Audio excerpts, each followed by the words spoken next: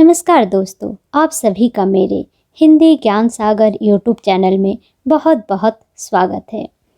आज हम लोग पढ़ेंगे शब्द रचना के बारे में। अगर आप लोग मेरे चैनल में नए हैं तो आप लोगों से निवेदन है कि मेरे चैनल को ज़रूर से ज़रूर सब्सक्राइब कर लीजिए, क्योंकि मैं प्रतियोगी परीक्षा को ध्यान में रख कर ही बहुत ही महत्वपूर्ण तथ्यों को आप लोगों को पढ़ा रही हूँ। मेरा प्रयास बस इतना है कि अब आप लोगों का हिंदी व्याकरण से एक भी प्रश्न गलत ना हो और आप लोग 100% प्रश्न सही करके आए। तो शुरू से अंत तक आप लोग मेरे साथ बने रहिए। तो चलिए शुरुआत करते हैं शब्द के बारे में। तो सबसे पहले हम देखेंगे शब्द किसे कहते हैं। देखिए, शब्द एक या एक से अधिक वर्ण या अक्षरों के मेल से बने स्वतंत्र सार्थक ध्वनि या वर्ण समूह को शब्द कहते हैं। ये आप लोग जानते भी होंगे कि एक या एक से अधिक वर्ण या अक्षर के मेल से बने स्वतंत्र सार्थक मतलब जिसका कोई अर्थ हो, ठीक है, ध्वनि या वर्ण समूह को शब्द कहते हैं। जैसे अभय, अरविंद, अभिषेक, इसमें देखिए वर्णों का समूह है और ये वर्ण समूह मिल करके एक स्वतंत्र सार्थक ध्वनि या स्वतंत्र वर्ण समूह का निर्माण करता है। तो इसे हम लोग शब्द कहते हैं। अब देखिए नोट में क्या है। सामान्य बोलचाल की भाषा में हम वर्ण एवं अक्षर शब्द का प्रयोग एक ही अर्थ के लिए करते हैं। ये यहाँ भी लिखा है अधिक वर्णों या अक्षरों के मेल से बने, तो हम लोग वर्ण और अक्षर को एक ही मानते हैं। परंतु जब हम लोग इसका विन्यास करेंगे तो आप देखेंगे कि वर्ण और अक्षर में भेद होता है। अब चलिए देखते हैं ये भेद क्या होता है। जैसे हम लोग लिखते हैं राहुल। अब राहुल को जब हम लोग विन्यास करेंगे तो क्या होगा, आधा र प्लस आ प्लस आधा ह प्लस उ प्लस आधा ल प्लस अ, ठीक है। जब इसका विन्यास किए तो ये इस प्रकार से हुआ। अगर हम लोग पूछेंगे राहुल में कितने अक्षर हैं, तो हम लोग कहेंगे राहुल में 3 अक्षर हैं, रा, हु और ल। लेकिन जब पूछेंगे इसमें वर्ण कितने हैं, तो हम लोग क्या कहेंगे, इसमें वर्ण है एक वर्ण र, दूसरा वर्ण आ, तीसरा वर्ण ह, चौथा वर्ण उ, पांचवा वर्ण ल और छठा वर्ण अ। अगर वर्णों की संख्या पूछे तो हम कहेंगे इसमें 6 वर्ण हैं, और अक्षर की संख्या पूछे तो हम लोग कहेंगे इसमें 3 अक्षर है। तो आप लोगों को समझ में आ गया होगा कि वर्ण और अक्षर में क्या अंतर है। अब देख लेते हैं वर्ण की परिभाषा क्या है और अक्षर की परिभाषा क्या है। देखिए, वर्ण ध्वनियों के लिखित रूप या उस मूल ध्वनि को वर्ण क्या कहा जाता है जिसके खंड ना हो सके, ठीक है। वर्ण बोला जाने वाला छोटे से छोटा टुकड़ा है, जैसे अ, ई, क, ख, ग और ज्ञ, ठीक है। ध्वनियों के लिखित रूप या उसके मूल ध्वनि को वर्ण कहा जाता है, ये क्लियर है। अब देखिए अक्षर किसे कहते हैं। अक्षर अर्थात का क्षर ना हो, और क्षर का अर्थ क्या है, विनाश, है ना, जिसका विनाश ना हो, नष्ट होना, जो नष्ट ना हो, ठीक है। नष्ट जिसको हम लोग नहीं कर सकते हैं, क्योंकि इसमें अ जुड़ा, अ का अर्थ हो गया नहीं और क्षर मतलब हो गया विनाश, नष्ट, जिसे हम लोग विनाश नहीं कर सकते, जिसको हम लोग नष्ट नहीं कर सकते, ठीक है। तो देखिए अक्षर, अब देखिए किसे कहते हैं, जिन ध्वनि या ध्वनि समूह का उच्चारण एक सांस अर्थात एक ही प्रयास में होता है, उन्हें अक्षर कहा जाता है। जैसे आप लोग उच्चारण कीजिए क, ख, ग, घ और ज्ञ, ठीक है। तो हम लोग एक ही सांस में और एक ही प्रयास से इसका उच्चारण कर रहे हैं, इसलिए इसे अक्षर कहते हैं। अब नोट देखिए क्या है, सभी स्वर ध्वनियाँ वर्ण और अक्षर दोनों होते हैं। ये पिछले वीडियो में स्वर किसे कहते हैं, व्यंजन किसे कहते हैं, और इसे पूरा डिटेल में मैं बहुत अच्छे से पढ़ाई हूँ। अगर आप मेरे पिछले वीडियो को नहीं देखे तो एक बार जाकर ज़रूर देख लीजिएगा, क्योंकि मैं बहुत ही आसान ट्रिक से उसे समझाई भी हूँ। ठीक है, अब देखते हैं कि शब्द कितने प्रकार के होते हैं। तो हम जानते हैं कि शब्द दो प्रकार के होते हैं। पहला है सार्थक शब्द और दूसरा क्या है, निरर्थक शब्द। तो आगे हम लोग देखेंगे कि सार्थक शब्द किसे कहते हैं और निरर्थक शब्द किसे कहते हैं। तो ये आप लोगों को स्पष्ट हो गया कि शब्द किसे कहते हैं, एक या एक से अधिक वर्ण अक्षरों के मेल से बने स्वतंत्र सार्थक ध्वनि या वर्ण समूह को हम लोग शब्द कहते हैं। अब ये भी आप लोगों को क्लियर हो गया कि वर्ण किसे कहते हैं, अक्षर किसे कहते हैं, और वर्ण और अक्षर में क्या भेद है। चलिए अब हम लोग देखते हैं कि सार्थक शब्द किसे कहते हैं और निरर्थक शब्द किसे कहते हैं। देखिए सार्थक शब्द, और यह शब्द से ही स्पष्ट है, सार्थक मतलब जिसका कोई अर्थ हो और निरर्थक मतलब जिसका कोई अर्थ ना हो, इसे हम लोग निरर्थक शब्द कहते हैं। देखिए सार्थक शब्द, जिन शब्दों का कुछ न कुछ अर्थ हो वह सार्थक शब्द कहलाते हैं, जैसे रोटी, पानी, ठंडा आदि। और निरर्थक शब्द, जिन शब्दों का अपना कुछ अर्थ नहीं होता वह निरर्थक शब्द कहलाते हैं, जैसे वोटी, वाणी, वंडा। अब देखिए नोट क्या है, सार्थक शब्दों के साथ ही निरर्थक शब्दों का प्रयोग साधारण बोलचाल के प्रयोग में किया जाता है। देखिए जैसे पानी वानी ले आओ, रोटी वोटी दे दो, डंडा वंडा कहाँ है। आप लोग हमेशा इस तरह के बोलचाल का प्रयोग घर में भी करते होंगे। सार्थक शब्दों के साथ साथ आप लोग निरर्थक शब्दों का भी प्रयोग कर देते हैं, कभी आप लोग ध्यान दीजिएगा तो आप लोग देखेंगे ऐसा। ठीक है, अब हम लोग पढ़ेंगे शब्द के प्रकार के बारे में। शब्द के दो प्रकार होते हैं, मैंने बताया अभी, सार्थक और निरर्थक। ठीक है, तो सार्थक शब्द है, इसे भी हम लोग तीन भागों में बांटते हैं। पहला है प्रयोग के आधार पर। ठीक है, ये आप लोग चाहे तो नोट कर सकते हैं, कॉपी में नोट कर लीजिए। पहला है आपका क्या, प्रयोग के आधार पर। दूसरा है रचना के आधार पर। ठीक है, और तीसरा है उत्पत्ति के आधार पर।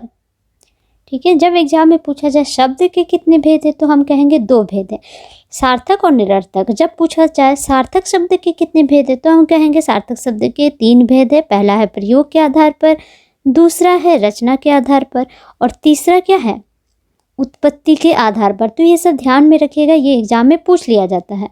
अब हम लोग देखेंगे प्रयोग के आधार पर शब्द के कितने भेद हैं। तो देखिए प्रयोग के आधार पर, ठीक है, शब्द के दो भेद हैं। पहला है विकारी शब्द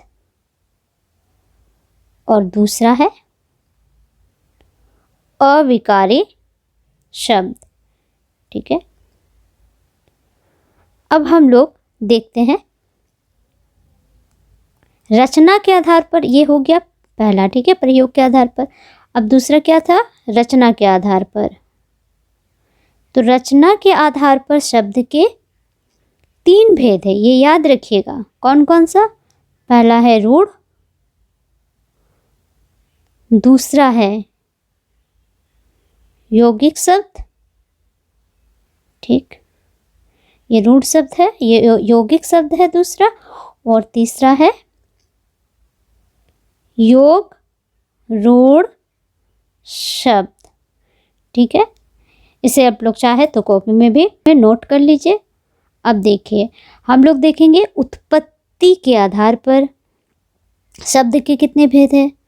ठीक है, तो उत्पत्ति के आधार पर जब पूछा जाए तो हम कहेंगे इसके चार भेद हैं। पहला है तत्सम शब्द,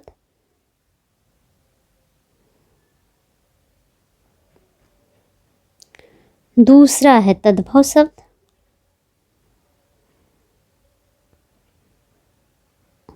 शब्द, तीसरा है देशज, और चौथा है विदेशी, विदेशज या आगत शब्द भी इसे कहते हैं। ठीक है, अब हम लोग देखेंगे प्रयोग के आधार पर शब्द के कितने भेद थे, दो भेद थे, विकारी, ठीक है, और था एक अविकारी। तो अब हम लोग देखेंगे विकारी शब्द के भी भेद हैं। वो क्या क्या है, पहला है संज्ञा, दूसरा है सर्वनाम, ठीक, तीसरा है क्रिया और चौथा है विशेषण। ठीक है, फिर अविकारी शब्द के भी भेद है। वह क्या क्या है अविकारी शब्द के भेद, आप लोग शुरू से अंत तक मेरे साथ बने रहिएगा, क्योंकि मैं उदाहरण की सहायता से अभी आप लोगों को विकारी शब्द के बारे में पढ़ाऊंगी।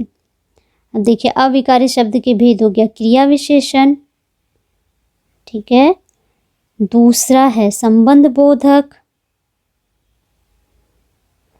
और अगर आप लोगों ने मेरे चैनल को लाइक नहीं किया है तो लाइक कर दीजिए और सब्सक्राइब भी कर लीजिए, क्योंकि मैं बहुत ही मेहनत से आप लोगों को पढ़ा रही हूँ और मेरा उद्देश्य ही बस इतना है कि आप लोगों का अब कोई भी प्रश्न व्याकरण से कभी गलत ना हो।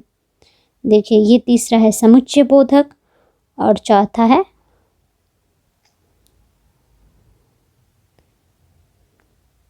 विस्मयादि बोधक। ठीक है, अगर आप लोग चाहे तो इसे नोट कर लीजिए।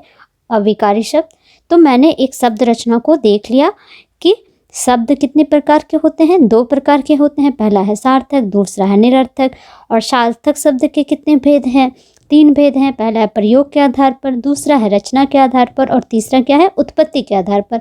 प्रयोग के आधार पर हमने देखा कि शब्द के दो भेद है, विकारी शब्द और अविकारी शब्द।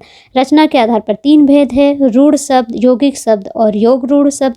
उत्पत्ति के आधार पर शब्द के चार भेद है, तत्सम, तद्भव, देशज, विदेशज। ठीक है, और विकारी शब्द को हम लोगों ने बांटा है संज्ञा, सर्वनाम, क्रिया, विशेषण में, और अविकारी शब्द को संबंध बोधक, समुच्चय बोधक, विस्मयादि बोधक और क्रिया विशेषण। ठीक है, अब चलिए हम लोग देखते हैं विकारी शब्द किसे कहते हैं। देखिए, जिन शब्दों में लिंग, वचन और कारक के आधार पर उसके रूप में विकार अर्थात परिवर्तन होता रहता है उसे विकारी शब्द कहते हैं। और विकारी शब्द चार भेद होते हैं, जैसे पहला संज्ञा, दूसरा सर्वनाम, तीसरा क्रिया, चौथा विशेषण। ठीक है, ये विकारी शब्द है, ये मैं अभी बता चुकी हूँ। अब देखिए, क्योंकि इनके रूप में लिंग, वचन और कारक के आधार पर परिवर्तन किया जा सकता है, तो इसी प्रकार से आप लोग मेरे साथ बने रहिए, क्योंकि मैं अब बताऊंगी कि विकारी शब्द संज्ञा, सर्वनाम, क्रिया और विशेषण में लिंग, वचन और कारक के आधार पर किस प्रकार से परिवर्तित हो जाता है। तो चलिए देखते हैं विकारी शब्द। पहले हम देखते हैं संज्ञा के आधार पर। देखिए, इसके भेद हैं। अब ये किस किस आधार पर चेंज हो जाता है, लिंग के आधार पर, वचन के आधार पर और कारक के आधार पर। तो सबसे पहले हम देखेंगे लिंग के आधार पर संज्ञा किस प्रकार से परिवर्तित हो जाता है। तो चलिए पहला एग्जाम्पल देखते हैं। हम यहाँ लिखते हैं नर खाता है, और दूसरा एग्जाम्पल लिखते हैं नारी खाती है। तो देखिए, यहाँ नर क्या है, ये नर है संज्ञा, ठीक, और ये पुल्लिंग है।